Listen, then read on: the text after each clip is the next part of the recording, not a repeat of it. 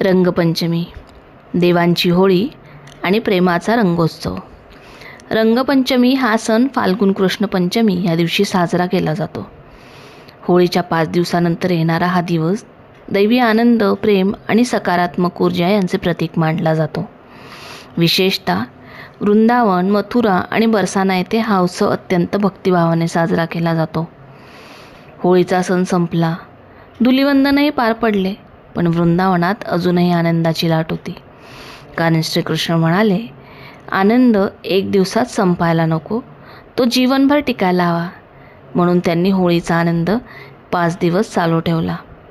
फाल्गुन महिन्याच्या त्या सुंदर सकाळी श्रीकृष्ण आपल्या सखा आणि गोपिकांसोबत वृंदावनात आले.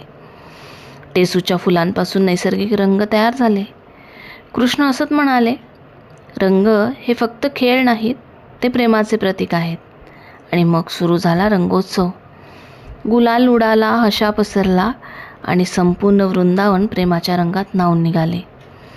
धार्मिक मान्यतेनुसार रंगपंचमीच्या दिवशी देवतांनाही रंग अर्पण केला जातो. म्हणूनच या दिवसाला देवांची होळी असेही म्हणतात. मंदिरांमध्ये देवांवर गुलाल अर्पण केला जातो आणि भक्त आनंदाने रंग उधळतात. धर्मशास्त्रानुसार रंगपंचमीच्या दिवशी हवेत उडणारा गुलाल सकारात्मक ऊर्जा निर्माण करतो.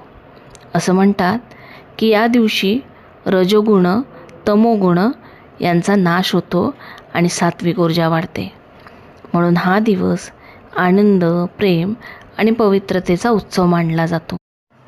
रंगपंचमीच्या दिवशी देवांची पूजा करून दिवसाची सुरुवात करतात. मंदिरांमध्ये गुलाल अर्पण केला जातो.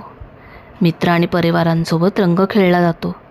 नैसर्गिक रंग आणि अबीर वापरले जातात. ही कथा आपल्याला शिकवते, प्रेम आणि आनंद वाटल्याने वाढतात. नकारात्मकता दूर करून सकारात्मकता स्वीकारा. रंगपंचमी आपल्याला सांगते, जीवनात कितीही अडचणी आल्या तरी प्रेम आणि आनंदाचे रंग कधीही हरवू देऊ नका. कारण जीवन रंगांनी सुंदर बनते.